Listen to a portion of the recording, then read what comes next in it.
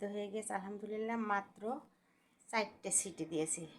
এটা এখন সংরক্ষণ করতে হবে। আপনারা মানে বাসায় লোক সংখ্যা বুঝে 1 মুঠ করে দিবেন, 1 মুঠ দিবেন আর ওর ভিতরে আলু দিবেন, দেখবেন একদম পারফেক্ট একজনের মানে খাওয়ার মতো হয়ে যাবে।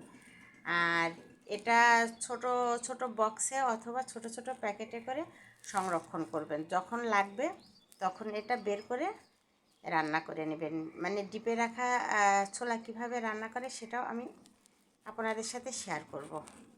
এটা আজকে রাখবো, হয়তো কালকে শেয়ার করব আমি ওইভাবে রান্না করি। গাইস, আমি এখানে ইফতারির জন্য শরবত করে নিয়েছি।